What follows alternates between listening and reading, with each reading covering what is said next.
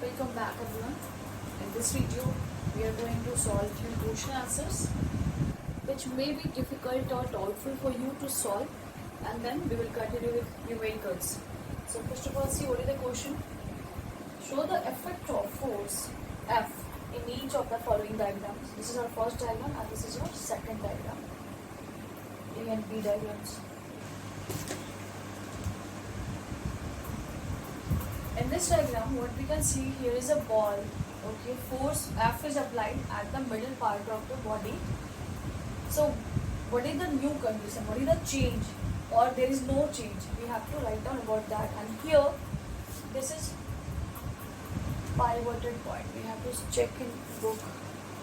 Okay, that is pivot. So this point is fixed with the rotational axis. So here the body is fixed. This is wheel. This point is fixed. So when we will apply force at this point, means below than the middle point, okay, not at middle point or above the middle point, below the middle point, then what is the change in the body? We are going to see that.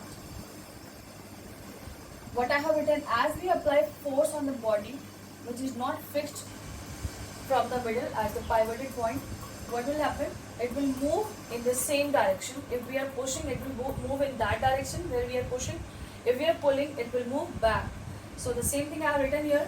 Ball will move in the direction of force pushed. As we have pushed, force is applied in this direction. It means we are pushing it on applying force. Here is the what I did here. I have drawn a diagram. Initial position, force applied. Then the new position, final position of the ball is here. Okay, and this is the direction of the motion. Your answer is over. Now here in this condition, as this point is fixed, so it is not going to change its place, but it may rotate. Then in which direction it will rotate? When we apply force here below the middle, its rotation is in this way, that is anti-clockwise. But if we are applying force above the middle, then the rotation will be clockwise. That we have to understand by our common sense. Same thing I have written here. Wheel turns about the axis of rotation, that is about pivot, on applying force. See, I have drawn the diagram. Force applied, and this is the we can see anti-clockwise rotation here. Okay, and thus your answer is over. Now next question will be. Now let's see what is given in this question. In the given diagram, a force F is applied in direction passing through the pivoted point O, okay, of the body. Will the body rotate? Yes or no? Give reason to your answer.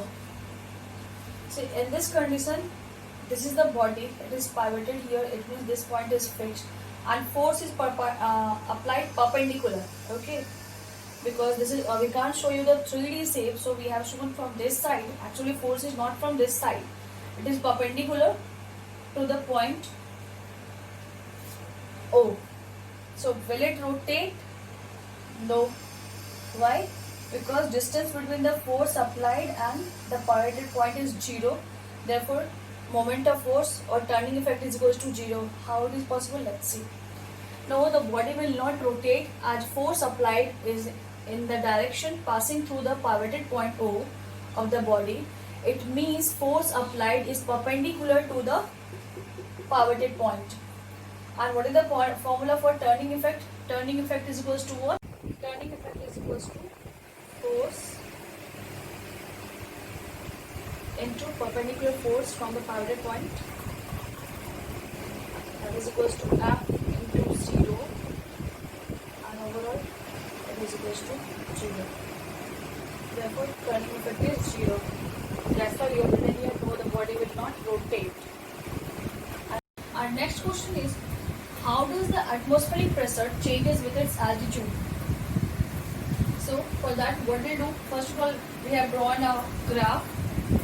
Here, these are the numbers: height above the sea level in kilometer, and here atmospheric pressure, centimeter of mercury, that is H3. With the help of this graph, we will try to understand how does the atmospheric pressure changes with its altitude. See, what I have done here, I have drawn a graph here in this axis, that is y axis. I have shown the atmospheric pressure, that is height of the mercury in centimeter, and here is height of sea level in kilometer. Here it is origin 0, 0, 6, 12, 18 and so on. Now try to understand, as we have told you that we know that atmospheric pressure at sea level is 1 atmospheric pressure, that is 76 centimeter of Hg column. That we will understand with the help of the graph. 0 kilometer height of the sea level. It means this is the sea level. And what is the pressure? Atmospheric pressure. The atmospheric pressure with the help of graph we are trying to understand. These are line, curved line, 75 or 76. Okay, approximately. So at sea level, atmospheric pressure is 75 centimeter. If we move upward 6 kilometer above the sea level, then what is the atmospheric pressure? So we will draw line, both the line which will intersect each other on this line. That will be the atmospheric pressure at that point. At this level, what is the atmospheric pressure? We will check that according to the graph, the surface which is 12 kilometer above the sea level, there the atmospheric pressure will be 30 centimeter. It means this will be shown in the barometer. The height of the mercury will be 30 centimeter. Similarly, with the help of the graph, if any place is at 18 kilometer above the sea level, what will be the atmospheric pressure? We can get the idea with the help of the graph. So it may be about 20 or 18 centimeter in the barometer. That will be the height of the mercury. So with the help of the graph, we understood that the atmospheric pressure changes with its altitude. That's why I have written that we know that atmospheric pressure at sea level is 1 atm, that is atmospheric pressure, that is equals to 76 centimeter of Hg column, that is mercury column. But it varies with altitude as density of air decreases as we rise up and air becomes rarer. For every 105 meter rise in height decreases by 1 centimeter mercury column. You got it? For every 105 meter rise will decrease 1 centimeter mercury column. That is the atmospheric pressure. Now we will start solving numericals.